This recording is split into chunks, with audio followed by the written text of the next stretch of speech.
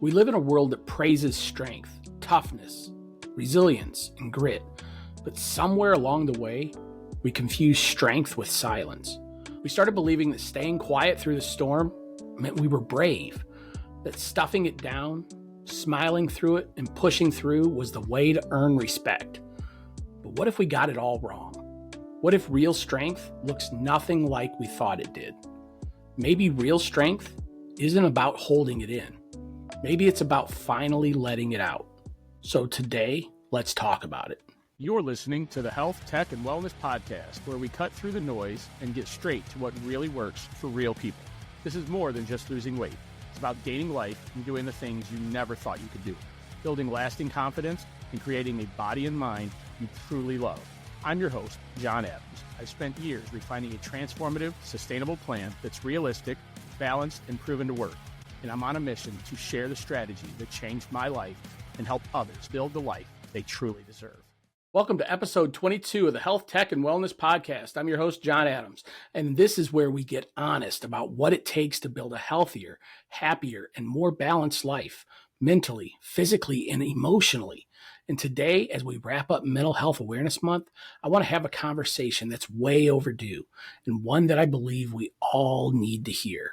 This episode's going to be a little shorter than usual, but I couldn't end this series and this month without having this conversation. Because the truth is this, and let me be real clear about this. Mental health isn't just something we acknowledge in May. It's something we live with every single day. But this world, the world that we live in, it's still not comfortable with this conversation. We tell people to speak up, but then we flinch when they actually do. We tell men to be strong, but not too emotional. We tell women to be vulnerable, but not too much, or they'll be called dramatic, emotional, or that they're seeking attention. And so we learn throughout our entire lives to shrink, to stay silent, to cope quietly, and to say, I'm fine, even when you're not. And that's why this conversation matters so much. So let me ask you something, and truly think about this. If I ask you what strength really looks like, what's the first image that pops into your head? Let me guess. It's probably of a muscle-bound man or woman standing tall, unshaken, maybe even smiling through the pain. We've been conditioned to think that's what strength is, that it's power, it's control, and it's silence. But that version of strength isn't completely accurate. Let me get something straight. I want to make this completely 100% clear. Strength is not the absence of struggle. Strength is not bottling it up inside. Strength is not pretending you're okay when you're really unraveling inside. Strength is showing up. Strength is asking for help. Strength is saying, I'm not okay, even when the world tells you to keep going like everything's fine. There's nothing weak about needing support. There's nothing shameful about therapy. There's nothing broken about feeling overwhelmed. The world says, tough it out, but wisdom says, speak up before it breaks you. So here's what I want you to sit with today. Not just hear, but really sit with. Strength is letting someone in when your instinct says to keep them all away. Strength is setting boundaries when your energy is low, even when it disappoints someone. Strength is knowing to rest before burnout becomes a breakdown. Strength is being honest about your limits, even if the world around you keeps pushing for more. Because here's the truth. You're not less than because you feel deeply. You're not too much because you need time to process. You're not a burden because you're struggling. You're not broken. You're human.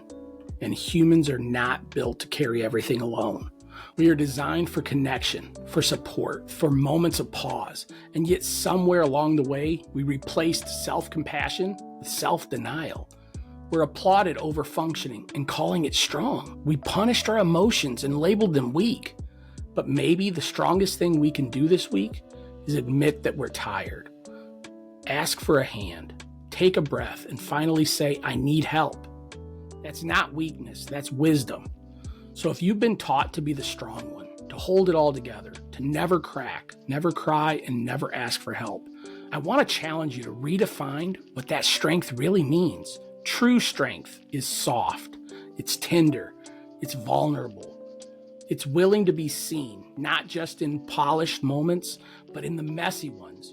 You don't need to wear armor to be worthy. You don't need to keep everything inside to be respected.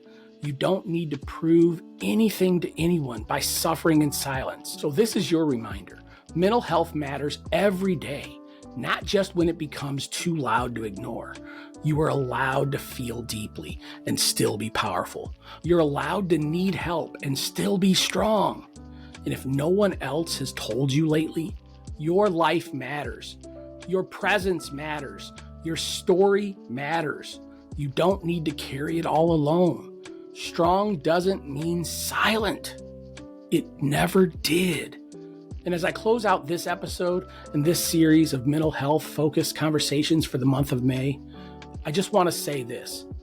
This one was for you, Sean. And to all of you, if you're listening and you've been struggling quietly, please know you're not alone. There are people who care. There is help and there is hope. And as always, stay healthy, stay balanced, and keep driving forward. I'll see you next time.